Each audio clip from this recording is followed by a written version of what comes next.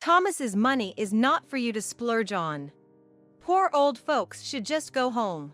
At our 60th birthday celebration trip, invited by our son, his wife Chloe uttered these unbelievable words to us, my husband and me.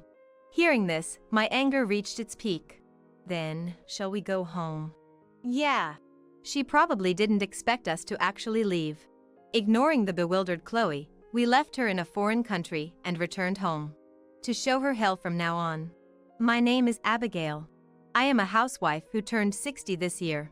Having been married to my husband, Robert, for 30 years, we were invited on a trip to Australia by our son, Thomas. Mom and Dad, I never could do much in the way of showing my gratitude. This is my small way of saying thanks. Let's go together without any reservations.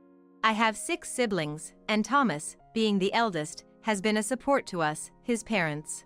Until our 4th child was born, I worked part-time, my days filled with childcare and household chores, my own time limited to a few minutes a day. Of course, there was no such thing as alone time, and I have no memories of fun outings with friends after having children. Since starting elementary school, Thomas took the initiative to help me and also took care of his siblings. Robert was busy with his job, so Thomas's support was invaluable to me. I am more grateful than words can express for his kindness.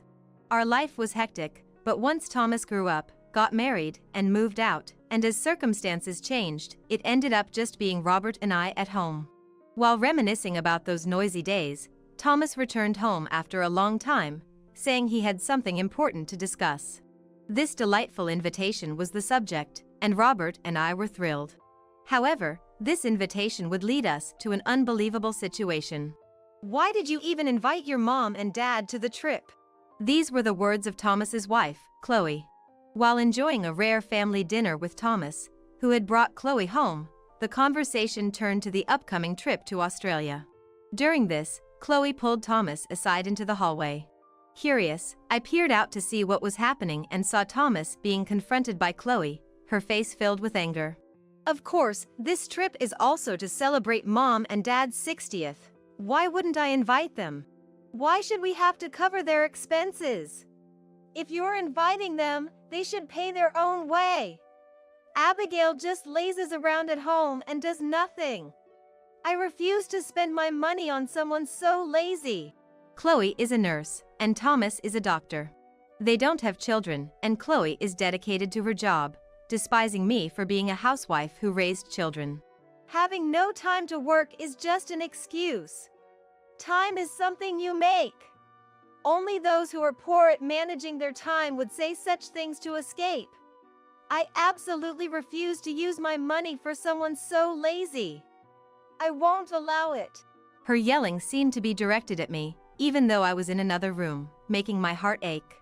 I knew she didn't think highly of me, but to be so hated was unimaginable. And to think she believed I was a housewife because I was lazy brought tears to my eyes. However, Thomas bravely defended me, countering Chloe's words. How can you say such arrogant things when you've never raised 6 kids yourself? Talk about that after you've gone through the same experiences. I respect Mom and am grateful to both of them. We're taking them on the trip, no matter what. Got it? To know Thomas held us in such high regard moved me deeply. I cried silently, making sure not to let Chloe or Thomas hear. From that day on, Chloe's behavior towards me became more hostile when Thomas wasn't around. Whenever she ate our cooking, she'd complain about the taste and mock us with frivolous remarks like how musty our home smelled whenever she visited. It seems she couldn't forgive Thomas for standing up for me. Initially, I was disheartened, wondering why I had to endure such treatment, but Thomas's words that day helped me hold on.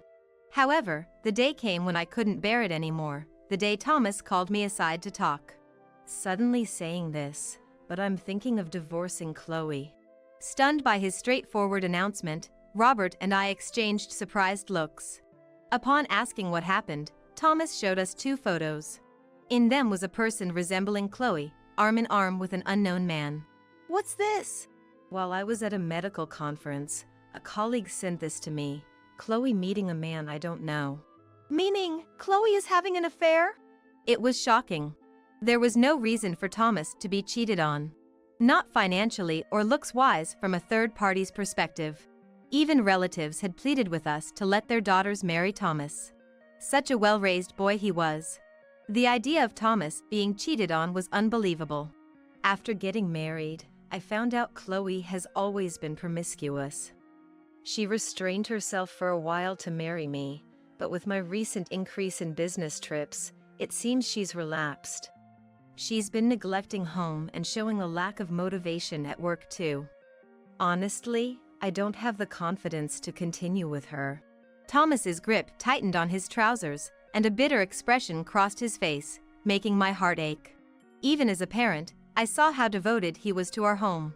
He grew up to be a kind person who understands others' pain, my irreplaceable treasure. Who could forgive seeing such a person hurt? So, I'm thinking of divorcing her, but this evidence alone isn't enough to confront her. That's why I need Mom and Dad's help. With that, Thomas made a proposal. Though surprised by his plan, if it would save Thomas, Robert and I agreed to his proposal and plotted to discipline Chloe. Time passed, and the day of the trip arrived. Robert and I went to pick up Chloe, who was waiting at her house. "Thank you for picking me up, Robert." Emerging from her house, she wore a hat and a white dress, as if playing the part of flirtatious girl. Truth be told, Chloe had been making advances on Robert as well. Probably because Robert's family was wealthy. Her pursuit for money was apparent. Whenever Thomas wasn't around, she'd position herself beside Robert, even once insisting on sitting in the passenger seat instead of me. Claiming she got carsick, a blatant lie we later discovered. She never had motion sickness. At the time, without any reason to doubt her, we took her words at face value, but now it's different. All my suspicions turned into conviction, and Robert and I were nothing but wary. However, showing our attitude would ruin the plan. Today's trip was supposed to be a celebration for us. A trip to carry out our plan without letting her catch on. We behaved as usual, keeping our guard up. "Thomas seems to be coming later, says he's caught up with work. Let's head to the location first." Landing at the airport and proceeding with the formalities, Chloe commented, clearly bored. She likely wanted to flaunt having Robert and Thomas by her side, making me jealous. Whenever it was the four of us, Chloe acted in ways to stir my jealousy. Reflecting now, I wonder why I hadn't noticed such obvious behavior before. Or perhaps I did notice but chose to ignore it, thinking it might hinder Thomas's happiness after all the hardships he'd faced. But now, there's no need to endure any longer. I fearlessly stood beside Robert, as Chloe entwined her arm with Robert's in a sullen manner. "I've never been overseas with my dad, so I'm happy to be traveling with Robert. You're fulfilling the memories I couldn't make with my dad." She then gave me a spiteful smile and hugged Robert's arm closer to her chest. Far from being pleased, Robert looked annoyed, but Chloe seemed oblivious to his discomfort. She was watching me, seemingly wondering how I would react. But I kept my composure, silently pleading with Robert to endure, as we completed the boarding process. We boarded the plane in a hellish atmosphere and set off. In a distant foreign land, she was about to experience her own hell. Upon our long-awaited arrival at the airport, cheerful crew members greeted us at the exit. Thomas was supposed to be our guide, but he was absent due to work. As we wondered what to do, Chloe sweetly leaned on Robert. "Robert, can't we hire a guide now? I've only got a little allowance from Thomas, and I don't have much money." Chloe, despite having her own decent income, was clearly expecting to be treated. It seemed she was checking if he had brought extra money. Seeing through her sly thoughts, Robert sighed in exasperation. "Chloe, I hate to say this, but we were invited here today by Thomas, you know? Trying to get us to pay for you doesn't seem right, does it?" I was internally shocked. He sounded like a self-righteous old man. It was hard to predict how Chloe would react to such a statement. Our original plan was to act after getting to the hotel, but I was caught off guard by Robert's preemptive strike. "What are you saying?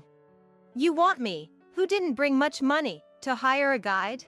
We're questioning the assumption that it's natural for us to treat you. Abigail and I were invited by Thomas. We heard Thomas was covering the expenses, so we didn't bring much cash either. It's not right to just assume we'll cover for you." Hearing about the lack of funds, Chloe clicked her tongue, ruffled her hair, and immediately distanced herself from him. Her overt frustration made both Robert and me dumbfounded. "If you don't have money, just say it clearly. Such useless old people." Chloe's shockingly blunt comment was loud enough for us to hear. At that moment, Robert and I exchanged looks and proceeded with our plan. "Hey Chloe, that's no way to talk." "We were just stating the obvious." "So annoying. Both of you preaching? I don't need that.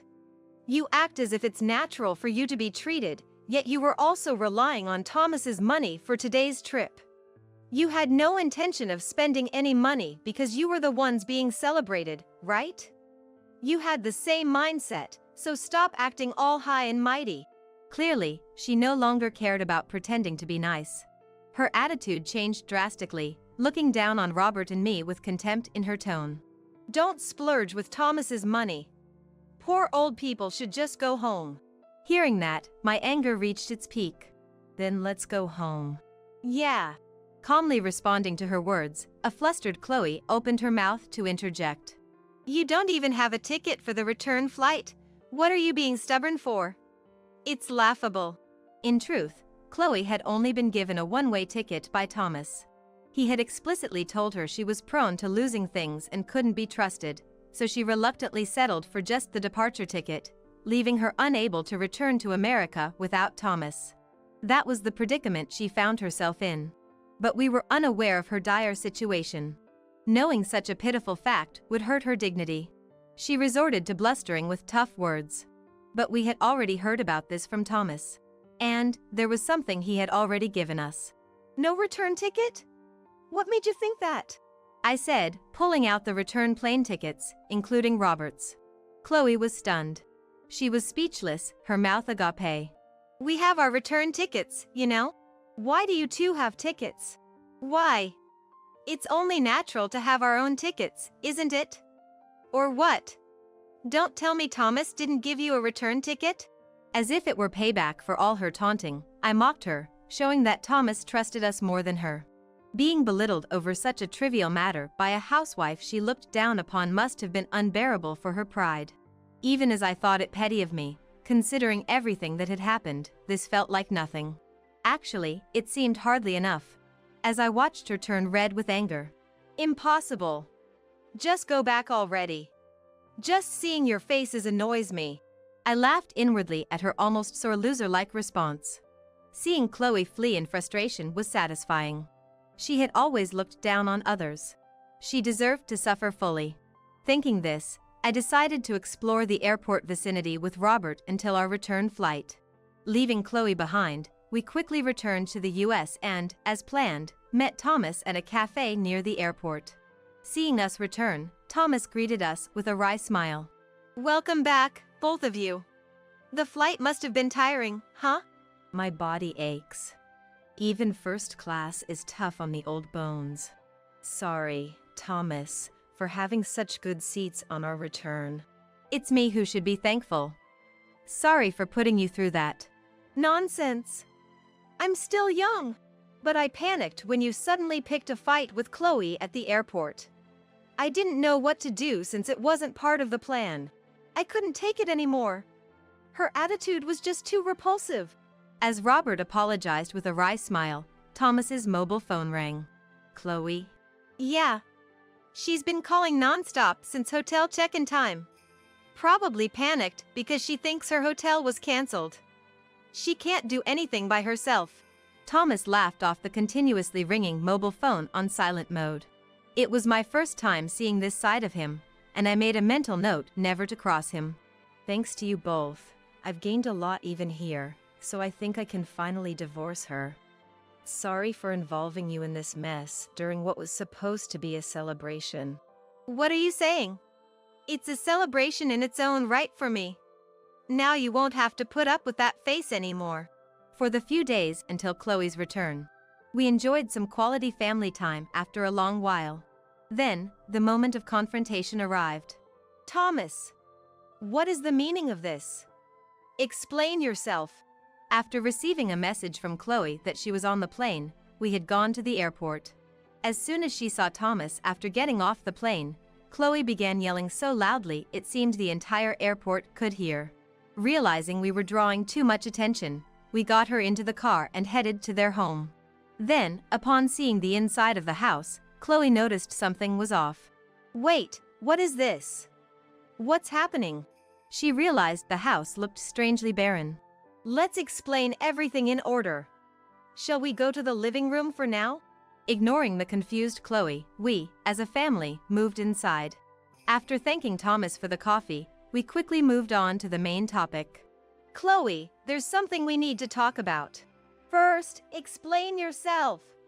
What were you thinking doing such a thing? Thanks to you, it's been one disaster after another. I couldn't even get into the hotel, and how many times do you think I was given the wrong directions? I was walked around so much, I might as well have been mountain climbing. My legs are sore from muscle pain, and the flight back is on a cheap economy class. Economy. I never thought I'd see the day when I'd have to pawn my luxury watch." Her shrill voice was so grating, and next to me, Robert looked at her with a puzzled expression. It seemed she had pawned her watch to make some money. Throughout this, Thomas was quietly observing her and, after she finished her rant, he calmly spoke up. "Is that all you have to say? What do you mean?" Chloe reacted, seemingly expecting an apology from Thomas, surprised by his unexpected response. It was probably the first time she saw him looking at her with such a defiant gaze. She glared back at him, unflinchingly. "You have no idea why you're in this situation, do you?" Thomas's provocative words seemed to make her ponder. Chloe began to speak in a haughty tone, crossing her legs and giving Thomas a cold glare. "Of course. Who's ever heard of leaving their wife overseas like this? What have I done?" She must think her affair has gone unnoticed. Thomas sighed in exasperation before showing her 4 photos. I didn't miss how Chloe's face went pale the moment she saw them. "Then let's hear it. You recognize this man, don't you?" Chloe was taken aback by the incontrovertible evidence of the photos. There were 2 pictures of her and her lover in bed, and both Robert and I looked at her with contempt. We distanced ourselves from her as if she were something filthy. "I was aware you've been wastefully spending my money. But I also know I've been making you feel lonely. I'm a workaholic, I've chosen work over family, and I've been aware of it. That's why I never said anything, but to think you were financially supporting this man." Thomas had hired a detective to secretly investigate Chloe up until the trip, uncovering her affair. The man was a bartender, and she had been his top patron, even developing a romantic relationship that clearly crossed the line of mere customer and service provider. He had frequently stayed at their home while Thomas was away on business trips. "You said you had a terrible time in Australia? Then, what about this? You've been deceiving me, laughing behind my back, and even complaining about me to him. A useless man with nothing but money, you said. I confirmed it myself when I met him. I even have the audio from that time." "You met him?" "Of course. Because I knew whatever you'd say would be full of lies.